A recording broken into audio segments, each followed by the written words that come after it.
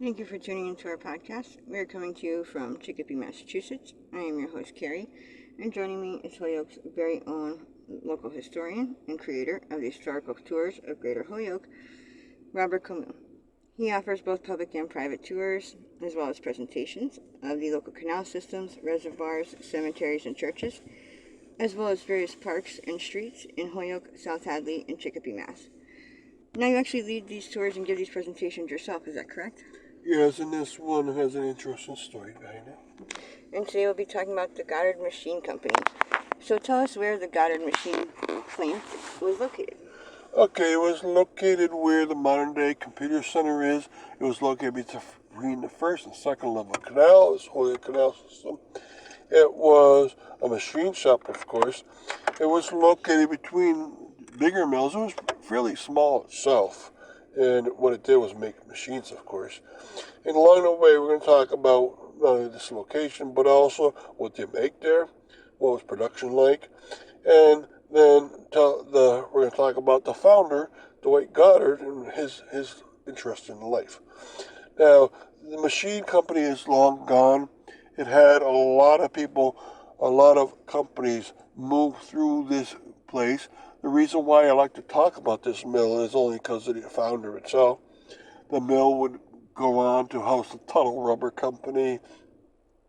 It would house other companies, and then it would be taken over by Farapaka, and then much later by even the canal owners themselves. So it was a machine company that didn't exist for a very long time, but has a great story. And what did they make at this plant? Okay, I'll tell you about some of the products they would make. Now, it's a machine company that tells you right away what are you thinking about. You're talking about machinists who make the metal makers themselves. You're talking about the blacksmith, and then the general workers would do a lot of great job. And what they made was things that were made and useful around this paper city of Holyoke, which includes any paper mill equipment they needed and repairs they needed. And think about what you need in the city of industry with canals. You need all the pulleys and the gears to that moves off the turbines to connect themselves to the machinery, to connect themselves to the seamstresses' work. And so you'd have shafts and gears, and then these large boiler pumps and other engines and machinery. And in specific, what did they make? They made specialized stock cars that would move from one part of the mill to another. They would make grinders. They'd make stretchers. They'd make rolls they'd roll the paper up. They make dolly rolls and dandy rolls and cog gears of any size. If you need 20 cogs or you need 12 cogs, they'd make that machinery for you. So a lot of it custom made for people that need it. They could make it out of iron or brass or composites or steel, so forth. And it was a machine company that liked to not only make set size, but also custom make things. And they also made any other parts, like they made the cutters for the paper. They made the beds which the paper would stand on. They'd made the rag cutters that you had to cut the rags first up to a small piece. They made the carder knives, the trimmer knives, right? They made a lot of cool machinery that would to get the products from one apartment or one floor. So they made the shafts and the elevators that would get it from one place to another. So they made all these nitty-gritties of the industry that I don't often think about, but are extremely necessary. And quickly, before we continue with the rest of our interview, just to fill our listeners in, if you want to find out more information or sign up for any of his various tours, you can check out his website at holyokecanaltour.org. And there he has both videos of the various stops along each tour and also past and present photos of the historical sites throughout as well. And if you're interested in setting up a private tour, you can email him directly at bobcat4214, capital P, at yahoo.com. And they are perfect for fun, educational, outdoor activities for the whole family, or for your group parties, especially those special occasions and get-togethers. And they're also good just for getting outdoors for a day. So getting back to our interview, What was production like? All right, now this was a small mill, and a lot of things were custom made, so things could be small because they only made a few pieces at a time. But they had a main building, and then off it they had the blacksmith shop, the machinist shop, the administration building.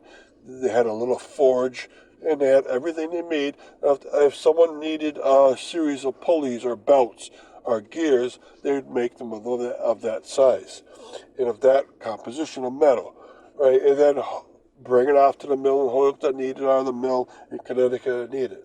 So production was very simple, pretty much a forge and a blacksmith, but a little more modernized. Now, it's a very interesting story. This Goddard machine shop had maybe about 8 other shops around New England, and this was one of their more important ones. So the next part is very interesting. And tell us about the Dwight Goddard. All right, so Dwight Goddard himself was the man that owned the Goddard machine shop, right? And he owned machine shops in New England from the 1860s when he graduated from college as an engineer until 1892. So he was only in it for less than 25 years. But he made a lot of money because he was right in the thick of the Industrial Revolution, making machinery that was very necessary, custom made. That means a lot of money could be generated, and he was good at that. But in 1892, he got sick of the whole process. He gave up. The company went on without him under other owners, and he went into a theological school. So he got his master's in theological studies, and he was not content. He just going off to be a minister. He went off to China and became a Buddhist minister and helped the Chinese learn their religion even better. And then he came back to America after maybe a decade there. And I think we after like New Hampshire and became a minister there. And so what a life. He started off as being a college student of engineering. Then he made great shops around New England for 20 years. And then he changes his life completely and goes on to do something else. And the whole story behind this is maybe you're not always content making a lot of money. Maybe you think there should be something else behind it. And Dwight Goddard thought that, and he got very rich, and he could fulfill his dreams by becoming a minister. And so, thank you, Robert, for educating us on your tours. And we want to thank our listeners for tuning in. And you can tune into a large selection of other podcasts and much more at his website. And again, that's holyokecanaltour.org. And you can email him directly for private tours or to inquire about anything else at bobcat4214, capital B, and yahoo.com.